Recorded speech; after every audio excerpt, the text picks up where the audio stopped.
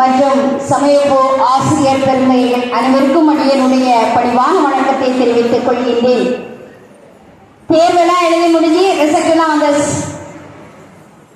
அதாவது நாம தேர்வை எழுதும் போது எப்படி இருக்கணும் நாம சொல்லி இருக்கோம் இல்லையா? வித்யாபீடத்துல இருந்து நாமெல்லாம் அப்படி இருந்தோமா அப்படின்னு சொல்லிட்டு நாமெல்லாம் நமக்குள்ளே ஒரு கேள்விய கேட்டு பாருங்க. நம்ம எப்படி எழுதணும், எப்படி திருத்தி இருந்தாங்க. நிறைய பேரு பேப்பர் திருத்தினவங்கதான் சரியில்லை அப்படின்னு சொன்னாங்க.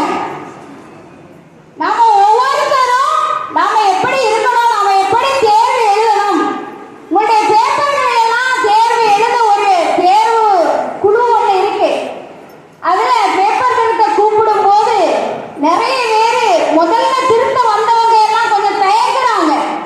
பிள்ளைங்களாம் எங்கெல்லாம் சாபம் கொடுக்குறாங்க, அதனால நாங்க பேப்பர் திருத்துறோமான்னு யோசிக்கிறோம் அப்படின்னு சொல்றாங்க. அப்படியா? நம்மள சாபம் விடுறோமா? இல்ல. அதாவது இந்த தடவை நாம எப்படி கேள்வி கேட்டுட்டாங்க, அதுக்கு எப்படி பதில் எழுதியிருந்தோம் அப்படின்னு உள்ளது நம்முடைய இங்க வந்திருக்கக்கூடிய ஆசிரியர்கள் நம்முடைய மாணவர்களுக்கு நாம் எப்படி தேர்வு எழுதணும் நாம சொல்லிக் கொடுக்கணும். எல்லா தடவையும் நாம சொல்றதா இடஞ்சுட்டி விளக்கம் எப்படி எழுதணும் அப்படின்னு சொன்னா நாம பாடம் சொல்லிக் கொடுக்கிறோமா? சமயத்துல இடஞ்சுட்டி விளக்கம் எப்படி சொல்லிக் கொடுக்கிறோமா? ஆனா பல பேப்பர்ல இல்ல, இடம் இல்ல, விளக்கம் இல்ல, என்ன எழுதணும்னு தெரியல. அது யாருடைய தவறு? ஆசிரியர்களுடைய தவறு. இப்ப நாம இதையெல்லாம் கவனிக்கணும். ஆசிரியர்கள் மாணவர்களுக்கு நாம சொல்லிக் கொடுக்கணும். நாம எப்படி கேள்விகள் கேட்டா எப்படி தேர்வு எழுதலாம் அப்படின்னு சொல்லிட்டு கொஞ்ச பேர் யோசனை பண்ணாங்க. நம்ம வித்யாபீடத்தினுடைய பொறுப்பாளர்கள் நம்முடைய மாணவர்கள் வெறும் புத்தக புழுவாக மட்டும் இருக்கக்கூடாது.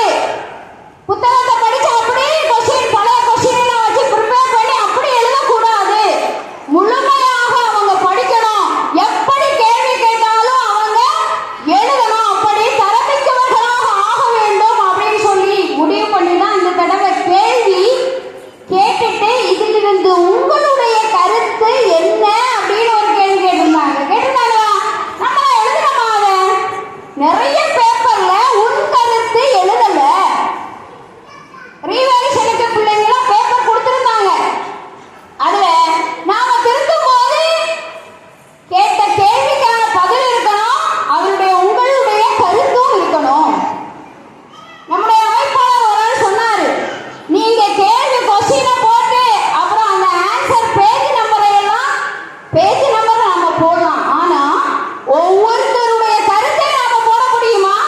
உங்களுடைய கருத்து உங்கள் உள்ளத்திலிருந்து வரணும். நீங்களும் சிந்திக்கணும். சமயப்போ ஆசிரியர்களாக நாம சிந்திக்கணும். நாம சிந்திக்க ஆரம்பிச்சாதான் நம்முடைய குழந்தைகள் தரமுள்ளவர்களாக ஆன்மீகத்தை, அதாவது நம்ம படிச்சு பட்டம், இந்த வருஷம் பட்டம் இந்த வருஷம் இல்லைன்னா அடுத்த வருஷம் வாங்கலாம், அது இல்லைன்னா அடுத்த வருஷம் வாங்கலாம் இல்லையா? அதாவது இந்த தடவை ரீவேலி ஒரு பிள்ளைக்கு உயர்நிலை, அந்த பிள்ளை இன்ஜினியரிங் மார்க் 5 மார்க் போட்டா அதை தொடர்ந்து எழுதுனதுக்கா மதிப்பெண் போட்டா பாஸ் ஆயிரும் அப்படின்னு சொன்னப்ப அந்த பிள்ளை முதல்ல சொல்லுச்சு, எனக்கு அந்த 5 மதிப்பெண் போட்டு நான் இந்த வருஷம் பாஸ் ஆகணும்னு நினைக்கல. எனக்கு பாஸ் ஆகணும், இன்னும் நான் உயர்நிலை படிக்கணும், நான் அதிகம் படிக்கல, இது எல்லா பாடல்களும் படிச்ச பிறகு நான் பாஸ் ஆன போதும் அப்படின்னு. உண்மையிலேயே எனக்கு சந்தோஷம்.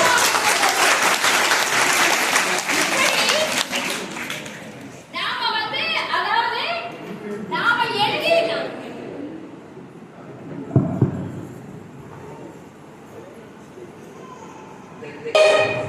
அப்படி இன்னும் நான் படிக்கணும், இந்த ஆன்மீகத்தை பத்தி தெரிஞ்ச பிறகு பட்டம் வாங்கினா போதும், இந்த வருஷமே வாங்காட்டாலும் பரவாயில்ல, இனி எழுதுவோம், இனி படிப்போம் அப்படின்னு நாம நினைக்கிறோம் ஒவ்வொருத்தரும்.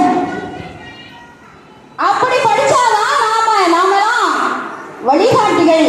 நம்முடைய குழந்தைகள் எல்லாம் நம்ம எல்லாம் ஆசிரியர்கள் இல்லையா? இப்ப நாம எப்படி இருக்கணும் அப்படின்னு சொல்லிட்டு ஒவ்வொரு ஆசிரியர் கூட்டத்திலையும் நாம சொல்றோம், எப்படி இருக்கணும் ஆசிரியர்கள் பிறர் உதாரணம் கூறக்கூடியவர்களாக. நாம ஆன்மீக கல்வியை மட்டும் குழந்தைகளுக்கு போதிக்கிற பண்பாடு கலாச்சாரத்தை சொல்லிக் கொண்டிருக்கின்றோம்.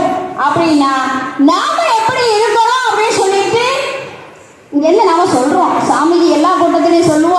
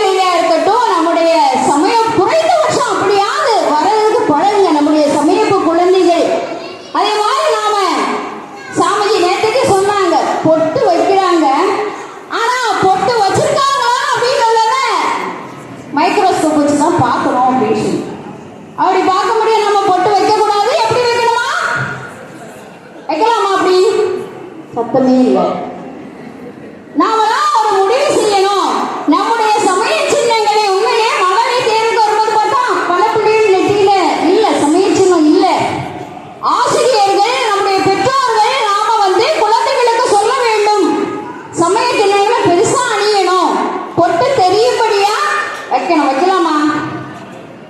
அவங்க முஸ்லீம்கள் பிசாப்பு போட்டு போறத தடை பண்ணாங்க. சுப்ரீம் கோர்ட்ல என்ன கேட்கிறாருன்னா நீதிபதி அதை தடை பண்ற மாதிரி நீங்க பொட்டு வைக்கிறதையும் தடை பண்ணுவீங்களா அப்படி கேட்கிறாங்க. நான் ஆலோசனை பண்ணேன். அவரு சுப்ரீம் கோர்ட்ல உள்ள ஜட்ஜி இதுக்கெல்லாம் பொட்டு வச்சுட்டு போறாங்கன்னு நினைச்சிட்டு இருக்காரு.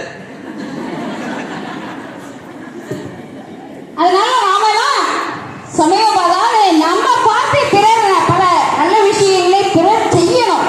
அவங்கள மாதிரி நானும் ட்ரெஸ் பண்ணணும், அவங்கள மாதிரி பொட்டு வைக்கணும். சமயப்பு ஆசிரியர் எனக்கு சொல்லியிருக்காங்க. சின்ன குழந்தைகிட்ட எல்லாம் சில விஷயம் சொல்லும் போது சொல்லுவாங்க, எங்க சமயப்பு ஆசிரியர் இப்படிதான் சொல்லி தந்தாங்க அப்படின்னு சொல்லிட்டு மனைவி பிள்ளைங்கள்ட்ட கேள்வி கேட்கும் போது பிள்ளைங்க சொன்னாங்க, எங்க அம்மா இப்படிதான் சொல்லி கொடுத்தாங்க, எங்க சமயப்பு ஆசிரியர் இப்படிதான் சொல்லி கொடுத்தாங்க அப்படின்னு சொல்லி. அப்ப சின்ன குழந்தைகளுடைய அந்த பிஞ்சு மனது நல்ல எண்ணங்களை நாம எப்படி இருக்கணும் அப்படின்னு உள்ள விதைகளை நாம் விதைக்க வேண்டும். அப்படி உள்ள ஆசிரியர்களாக நாமெல்லாம் மாறணும். அதே மாதிரி தேர்வு எழுதும் போதும் நம்ம எப்படி எழுதணும் முதலே சொல்லிட்டு, இந்த தடவை உண்மையிலேயே ரீவேல்யூஷனுக்கு போட்டிருந்த உயர்நிலை பேப்பர்ல ஒரு கேள்வி கேட்டிருந்த உயர்நிலை கொஸ்டின் ஒன்று கேள்வி ஒன்று கேட்டிருந்தாங்க. ஆத்மாவின் அழியா தன்மையை பற்றி கூறிய பின் தங்களுடைய கர்மத்தை எப்படி செய்ய வேண்டும் என்று அர்ஜுனனுக்கு பகவான் எடுத்து கூறுகிறார். அப்படின்னு நிறைய பேர், அதாவது 1000 பேப்பர்ல ஒரு 800 பேப்பர் கிட்ட என்ன இருந்தது அப்படின்னா ஆத்மாவின் அழியா தன்மை மொத்த வேர்டு இல்லையா, எல்லாரும் நம்ம படிச்சுட்டு போயிருப்போம். ஆத்மாவின் அழியா தன்மை எல்லாரும் எழுதியிருந்த கேள்வி பதில் என்ன அப்படின்னா அந்த ஆத்மாவின் அழியா தன்மை 10 கீதை எழுதி பொருள் எழுதி இருந்தாங்க. என்ன வருத்தமான விஷயம் அப்படின்னா கேள்விகளை திருப்பி படிங்க, என்ன கேள்வி கேட்டிருக்காங்க, அதுக்கு நம்ம என்ன பதில் எழுதணும். ராமாயணத்துல இருந்து ஒரு கேள்வி கேட்டா தசரதனுடைய 3 மனைவியிலிருந்தே தொடங்குவாங்க. தயவு செய்து எத்தனை மதிப்பெண்ணுக்கு கேள்வி கேட்கின்றார்களோ அந்த மதிப்பெண்ணுக்கு ஏற்றபடி அதற்கு உரிய விடைகளை நாம. ஒரு வருத்தமான விஷயம் என்னன்னா ரீவேல்யூஷனுக்கு கொடுத்த பேப்பர்ல கூட நான் ஆத்மாவின் அழியா தன்மை தெளிவாக 10 கீதை எழுதி உள்ளேன், நீங்கள் 10ஐயும் வெட்டி உள்ளீர்கள், தயவு செய்து எனக்கு 10 மதிப்பெண் வழங்குங்கள் அப்படின்னு கேட்டிருந்தேன். எப்படி வழங்க முடியும்? அதனால நாம முதல்ல கேள்விக்கு என்ன பதில் எழுதணும் அப்படின்னு நம்ம தெரியணும்.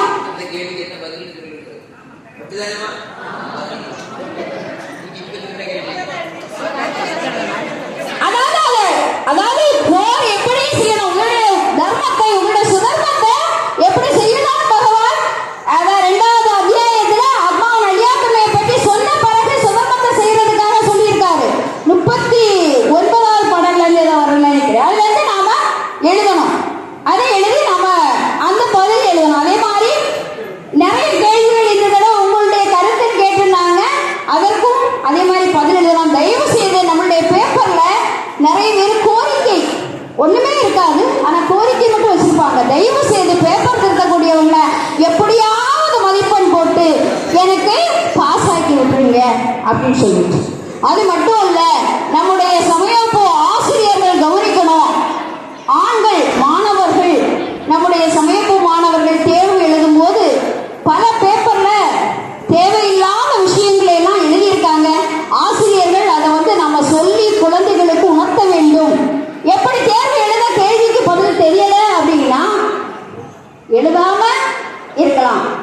ஆனா தேவையில்லாத விஷயம் நிறைய கடிதங்கள் எழுதி என்ன பண்ணியிருக்காங்கன்னா பேப்பர்ல எழுதி வேற ஒண்ணுமே இல்லை, பேரு கடிதம் இப்படி எழுதி வச்சிருக்காங்க. அதெல்லாம் நம்முடைய குழந்தைகளுக்கு நாமெல்லாம் ஆன்மீக கல்வியை கற்க வந்திருக்கின்றோம்.